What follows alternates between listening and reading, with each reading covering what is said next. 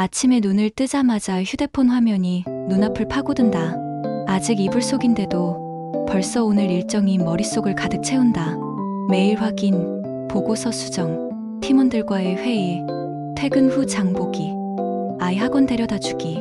목록을 세다 보면 하루가 시작되기도 전에 이미 진이 빠져버린다. 출근길, 지하철 안, 손잡이를 붙잡고 서 있지만 머릿속은 이미 회의실에 들어가 있다. 누군가 웃고 떠드는 소리가 들려도 귀에 들어오지 않는다. 내 시선은 전광판에 뜨는 역 이름만을 좇는다. 멈추지 않고 쉼없이 달리는 전동차가 꼭 내 삶 같다. 속도는 빠른데 내가 어디로 가고 있는지는 잘 모르겠다. 회사에 도착하자 숨 돌릴 틈도 없이 보고가 이어진다. 누군가의 기대에 맞추기 위해 오늘도 한 걸음 앞서 달려야 한다는 압박감. 동료의 말이 끝나기도 전에 네, 알겠습니다라고 대답하는 내 목소리가 공허하다. 마치 기계처럼 멈춤 없는 톱니바퀴처럼 움직이고 있을 뿐이다. 점심시간, 카페 창가에 앉아 커피를 마신다. 창밖으로 햇살이 쏟아지고 나무에 매달린 잎사귀가 바람에 흔들린다. 그 순간 머릿속이 잠시 비어버린 듯 아무 생각이 들지 않는다. 그냥 그렇게 멍하니 앉아 있었다. 하지만 불과 몇 초도 지나지 않아 이 시간에도 밀린 일을 해야 하지 않을까 하는 죄책감이 나를 몰아붙인다. 눈앞에 보이는 햇살보다 놓치고 있는 업무가 더 크게 느껴진다. 집으로 돌아오는 길, 손에 장바구니를 들고 아파트 복도를 걸으며 문득 이런 생각이 스친다. 내가 왜 이렇게까지 달리고 있지? 하지만 그 질문은 곧장 다른 소리에 묻혀버린다. 현관문을 열자마자 아들이 숙제를 물어보고 남편은 저녁 준비를 부탁한다. 순간의 의문은 금세 사라지고 나는 다시 익숙한 궤도로 몸을 던진다. 하루가 끝나고 침대에 눕는다. 눈을 감으면 곧바로 잠들 줄 알았는데 머릿속이 이상하게 더 시끄럽다. 내일 아침 해야 할 일들이 줄줄이 떠오른다. 멈추고 싶은데 멈추지 않는다. 아니, 멈추지 못한다. 혹시 내가 멈추면 세상이 나를 버려두고 가버리는 건 아닐까? 그 두려움이 나를 다시 눈뜨게 만든다. 창밖 어둠 속에서 멈추지 않고 달려가는 차들의 불빛만이 반짝이고 있었다. 퇴근 후 집에 도착해 무심코 서랍을 정리하다가 낡은 노트 한 권을 발견했다. 먼지가 쌓여 있었고 모서리는 다 닳아 있었다. 대학 시절 쓰던 다이어리였다. 조심스레 펼치자 푸른 잉크로 빼곡히 적힌 글자들이 눈에 들어왔다. 올해는 꼭 여행 다녀오기. 언젠가 글을 써서 책을 내고 싶다. 나만의 작은 카페를 열면 어떨까? 읽는 동안 낯선 사람의 일기장을 훔쳐보는 듯한 기분이 들었다. 그런데 그 낯선 사람이 바로 예전의 나였다. 한 장, 또 한 장 넘길수록 묘한 감정이 밀려왔다. 잊고 있던 얼굴이 갑자기 거울 속에서 불쑥 나타난 것처럼 당혹스러웠다. 분명 내 글씨인데 지금의 나는 그 다짐과는 너무 멀리 와 있었다. 펜을 꽉 눌러 쓴 글자에서 옛날의 열정이 보였다. 밤새워 계획을 적어 내려가던 그때의 나. 지금의 나는 메모장에 업무 일정만 빼곡히 채워넣는다. 하고 싶은 일 대신 해야만 하는 일로 가득 찬 목록들. 다이어리를 덮고 한동안 가만히 앉아 있었다. 내가 원하는 건 뭘까? 한 번이라도 진지하게 물어본 게 언제였을까? 낡은 종이 냄새가 방 안 가득 번지는데 마음 한구석에서 오래된 질문이 깨어나는 소리가 들려왔다. 오랜 시간 함께했던 동료가 퇴사한다는 소식을 전해왔다. 점심시간 구내식당 구석자리에 앉아 그는 담담한 목소리로 말했다. 그만두기로 했어. 이제는 내 삶을 살고 싶어서. 순간 숟가락이 멈췄다. 그 말이 낯설게 울렸다. 내 삶을 살고 싶어서. 단순한 문장인데 가슴 한쪽이 뜨끔했다. 그는 미소 지으며 앞으로 하고 싶은 것들을 이야기했다. 오래 미뤄둔 여행, 배우고 싶었던 음악, 그리고 글쓰기. 그의 눈빛은 오랜만에 활기를 띠고 있었다. 나는 고개를 끄덕이며 대답했지만 속으로는 이상한 불편함이 고개를 들었다. 퇴근 후 텅 빈 그의 책상을 지나칠 때마다 공기가 달라진 듯했다. 늘 있던 자리에 아무도 앉아있지 않은데 그 빈자리가 자꾸만 말을 건네는 것 같았다. 넌 왜 계속 여기 앉아 있는 거야? 집으로 돌아오는 길. 그의 마지막 말이 귀에 맴돌았다. 다들 바쁘게 살잖아. 근데 나는 더 이상 그게 행복 같지 않더라. 나는 대답하지 못했다. 사실 그의 용기가 부럽기도 했다. 하지만 동시에 두려웠다. 그처럼 과감히 멈출 수 있을까? 멈춘 뒤에도 내가 버틸 수 있을까? 어느새 손에 쥔 가방끈이 축축하게 젖어 있었다. 나는 그저 걸음을 재촉했다. 며칠 전부터 어깨와 목이 뻣뻣하게 굳어 있었다. 두통은 진통제로 겨우 달래며 버텼다. 조금만 참으면 괜찮아지겠지 하며 하루하루 밀어냈다. 그런데 회의 도중 갑자기 눈앞이 아득해졌다. 숨이 막히듯 가슴이 조여왔고 손끝이 차갑게 식어갔다. 병원 진단은 간단했다. 번아웃 증후군. 의사는 며칠간 무조건 쉬라고 아니면 더 큰 병을 부를 거라고 했다. 진료실을 나오는 순간 이상하게도 마음이 더 무거워졌다. 쉬라는 말이 도무지 위로처럼 들리지 않았다. 오히려 패배 선언처럼 느껴졌다. 결국 병가를 내고 집에 머물렀다. 아침이 되어도 출근 준비를 하지 않아도 되는 날. 사람들은 부럽다고 할지 모르겠지만 나는 낯설고 초조했다.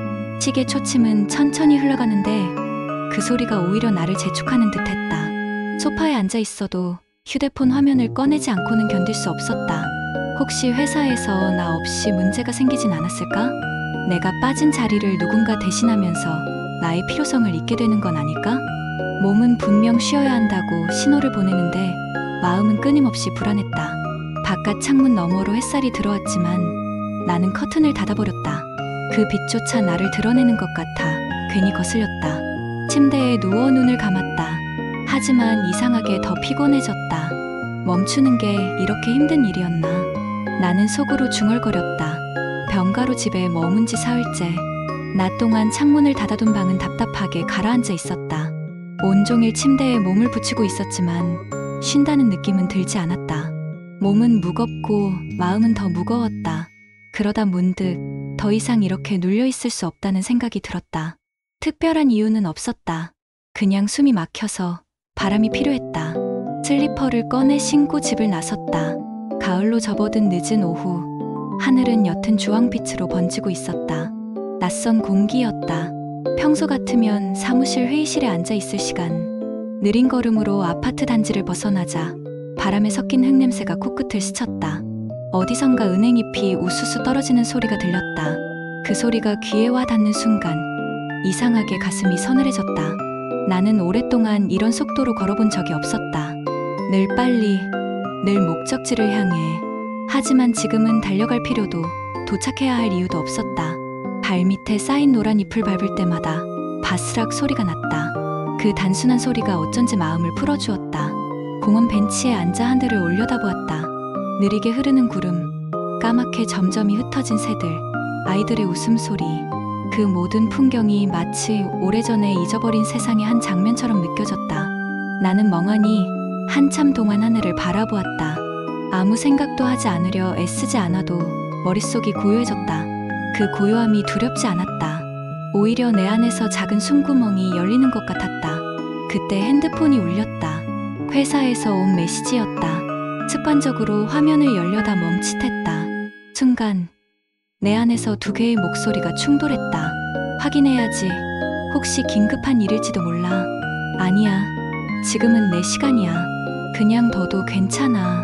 손끝은 잠시 떨렸지만 결국 휴대폰을 가방 속에 넣어두었다. 다시 고개를 들어 바람에 흔들리는 은행잎을 바라봤다. 노랗게 빛나는 잎사귀가 햇살에 반짝이며 떨어졌다. 그 모습이 이상하게 눈시울을 뜨겁게 만들었다. 나는 처음으로 알았다. 멈춰 서는 것이 반드시 패배가 아니라는 것을. 숨 고르듯 멈춰야만 오히려 다시 걸어갈 수 있다는 것을. 오랜만에 저녁을 집에서 차려 먹었다.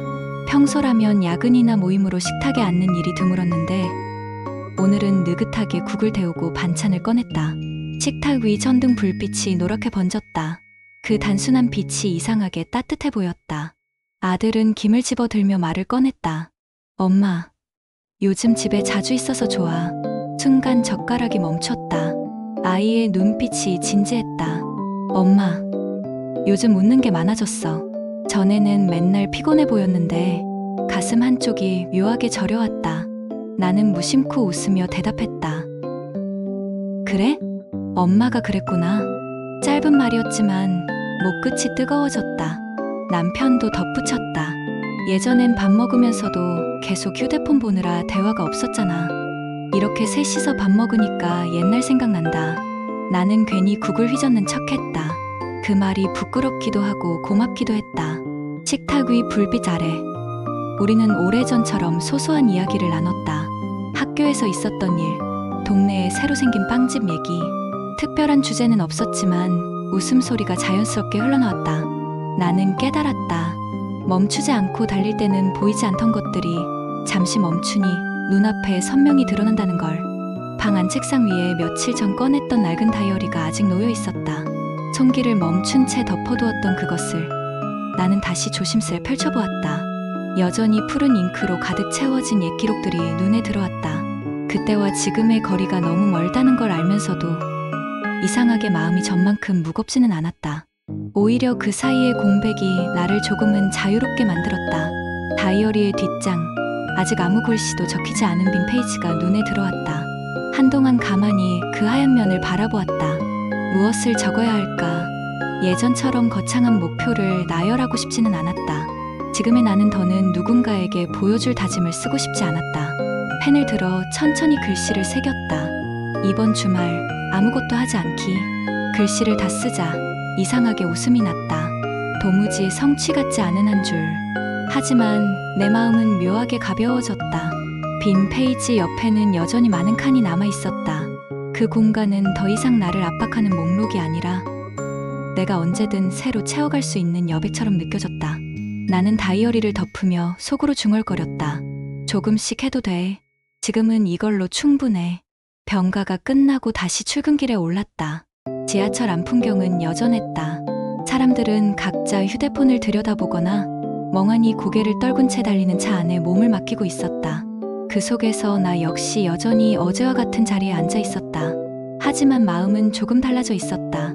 예전 같으면 전광판에 뜨는 여기 이름을 보며 얼마나 남았지 조급하게 세어갔을 텐데 오늘은 창밖을 바라보았다.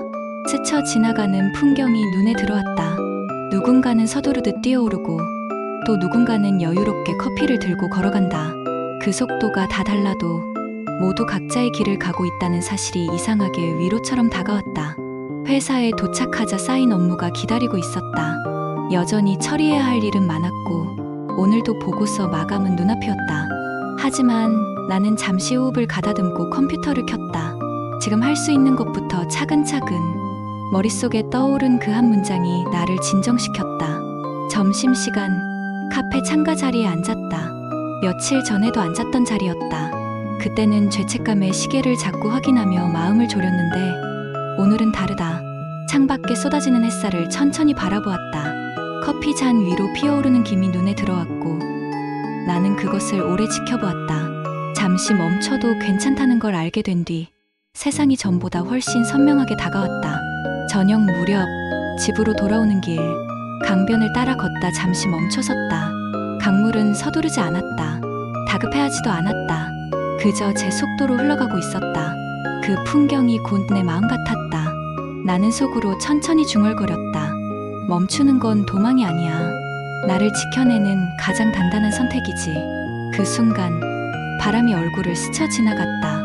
나는 한동안 그 자리에 서서 흐르는 강물을 바라보았다. 내 삶도 이제 그렇게 흘러가면 된다고. 오늘 이야기를 끝까지 들어주셔서 진심으로 감사합니다. 이 영상이 마음에 드셨으면 구독과 좋아요로 다음 이야기에도 함께 해주세요.